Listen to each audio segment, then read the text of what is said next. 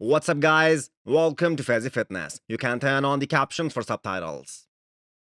More updates just came out as we are just a week out of the Arnold Classic 2021. First of all, let's talk about Nick Walker, who is as flat as anyone can get. But the scary part is that he is still beating his New York Pro stage look. Eyes are sunken in, which means he is pushing way harder than his last show. Call him confident or cocky, but he did make Arnold Classic extremely exciting show. The pace at which he made progress in last 1 year really shows that he is a legit threat to top placings in upcoming years. If there is one guy who has combination of symmetry, flow, size, and muscle maturity as well, that's Steve Kuclo. People are counting him out after Texas Pro results. But even a guy like Nick Walker feels that Steve could be the most dangerous competitor competing at the Arnold. 1 week out, Steve looks peeled to the bone.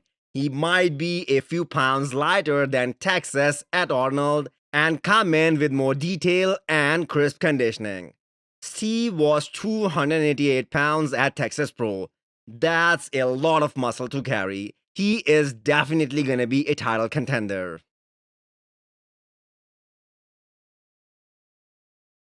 Sergio is one of those guys who look much bigger in real life than what we see on IG. Just over a week out, sitting at 286 pounds. That's really impressive.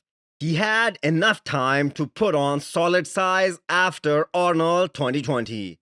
With all the trash talk that occurred going into the show, Sergio has a lot on his plate.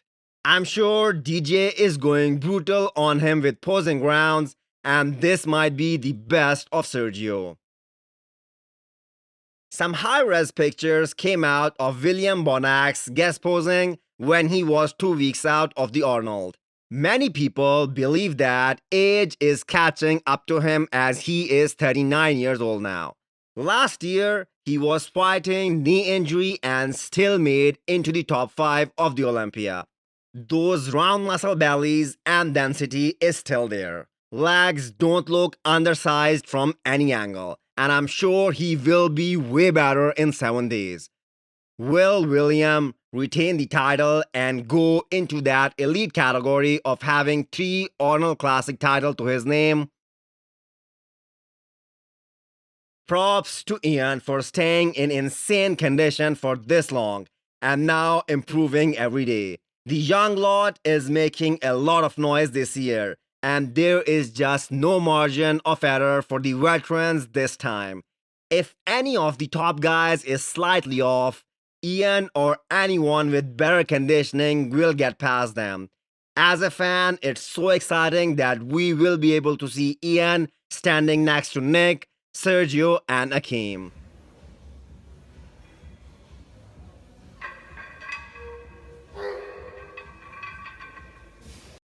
That old man muscle is coming back to life. No one thought in 2015 or 2016 when he placed dead last that this man will be a future Mr. Olympia. Yet he made the impossible possible in only 3 years. No one will take it away from him, but the former champ is hungry and motivated. Imagine if Ramy didn't nail it in 2020 like previous years. Brandon would have been 2 times Mr. Olympia now because he did beat Phil Heath. Upper body is always impressive for Brandon.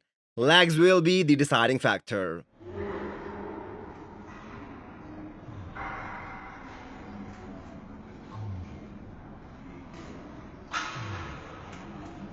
We are at the Cheesecake Factory thanks to the birthday child, Mr. Big Ramy. Ramy, we're sitting here, everybody's eating, and you having double espresso. No food, no drink, and you have to watch us eating no, man, sliders, quesadilla. I'm really happy to be, everyone is, they have fun today, and I'm really excited for my show. I'm not hungry only for the winning. Only for the win, only for the win.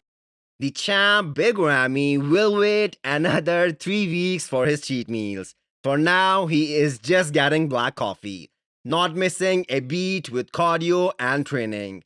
Mentally, he is in a very good place because of the loyal team around him. I don't see any reason for him not showing up at his best.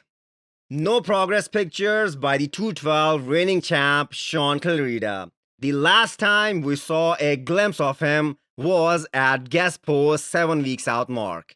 Shaun is 5'2", and on his small frame, that is just slabs of muscle. He is expected to be around 190 pounds this year, which will be around 5 to 7 pounds heavier than last year.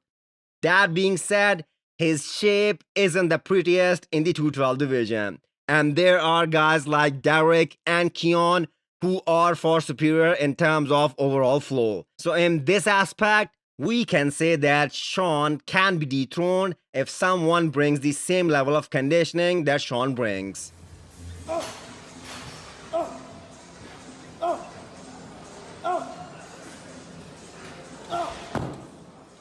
Keone is serious about retiring by the time he's 30. And by that time, he wants to win 2 to 3 Olympia titles. I do believe Keone is going to be lighter on the Olympia stage, considering he was 200 pounds at Chicago, and he will just look bigger because of his bubbly 3D look to muscles. Keone just needs to be conditioned front to back. He doesn't need to hit the weight limit of 212 to be considered Olympia threat. And don't forget about Kamal.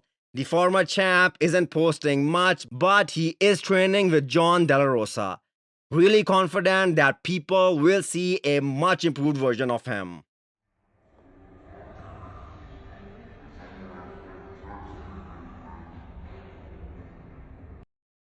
Let's talk about classic physique for a second.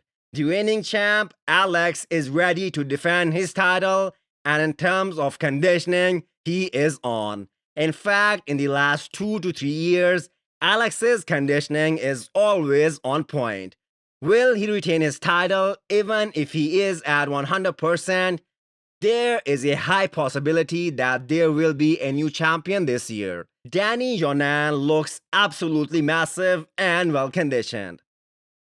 But all eyes are on Bryan Jones. We have been talking about him the entire year. Him along with Logan Franklin, both of whom are tall. And who knows, judges might prefer Logan's look because he is a great poser and he was on point conditioning wise at Texas. Hit the thumbs up button if you liked the video and smash the subscribe button if you wanna come back for more. Thank you.